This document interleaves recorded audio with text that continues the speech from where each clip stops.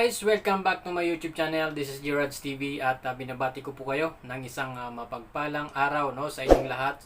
Ano man ang iyong ginagawa sa mga oras na ito, nasaan ka mang bahagi ng mundo, ay lagi nyo pong tatandaan mga kaibigan ay mag-iingat po kayo palagi. So ngayong araw mga kaibigan ay magbibigay lang tayo ng isang maiksing reaksyon. At ito po ay patungkol dito kay Rina. At medyo nakakagulat nga itong mga kaibigan dahil alam naman natin na itong si Rina ay maraming nagbibigay ng mga pera, ng mga binibigyan ito ng mga sponsor ni Kalinga Prab, mga ganyan ay dito natin malalaman kung saan po napupunta yung pera ni Rina dahil mismong si Rina po ay nagsalita na. So ito, bago natin umpisan yan mga kaibigan, ay kung bago ka pa lamang po dito sa ating channel ay huwag niyo pong kalimutang bisitahin ang channel ni Kalinga Prab, Kuya Bal Santos Matubang at syempre Ate Edna Vlogs.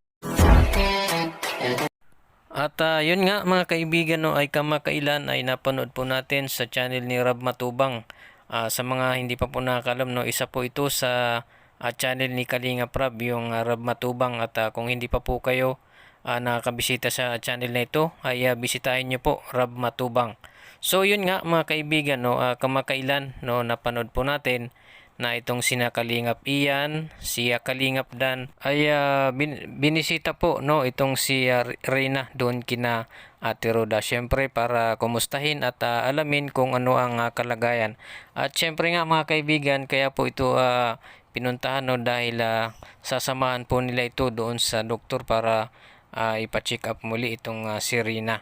At kasama niya nga dito si Devi, isa ring tinutulungan ni Kalinga Prab ng Kalingap para rin gumaling dahil meron din po itong parang depression din sa kanyang sarili. So yun nga mga kaibigan ay magkasama po itong si Rina at si Devi.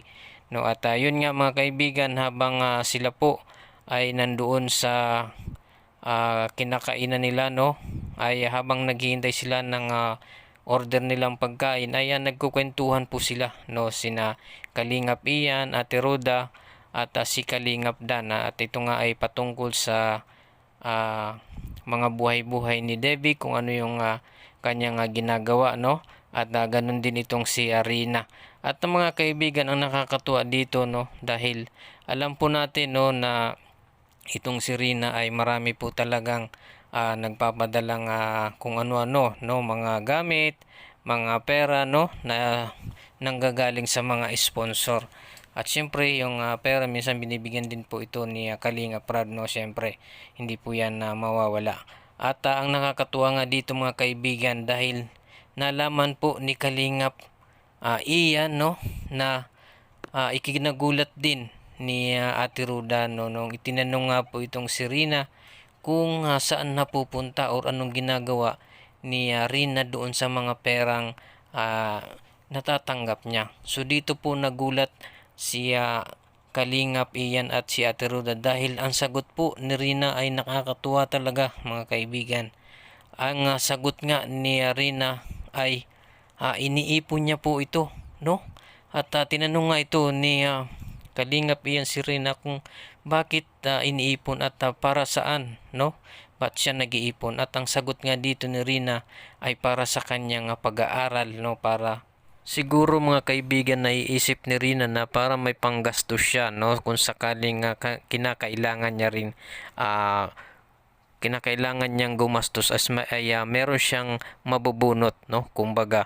At yun nga mga kaibigan ang nakakatuwa dito at talagang makikita natin na malaki po ang naging improvement at pagbabago ni Rina, lalong lalo na ngayon mga kaibigan nung siya po ay pumapasok sa school dahil kapansin-pansin talaga ang kanyang improvement sa kanyang sarili, maging sa kanyang pag-uugali at pagkilos ay ibang-iba na talaga si Rina maging ang kanyang pag-iisip ay normal at alam niya na kung ano yung tama at maling gawain. At ito nga naisip niya napakagandang sagot yun mga kaibigan, na ito nga iniipon niya yung pera niya na natatanggap niya para sa kanyang pag-aaral no, meron siyang pinaglalaanan. Siguro pagdating ng panahon ay magkakalis na siya, ay syempre medyo malaki na rin ang kanyang gagastusin. Siguro yun po ang isa sa mga naisip din ni Rina, no, para mayroon siyang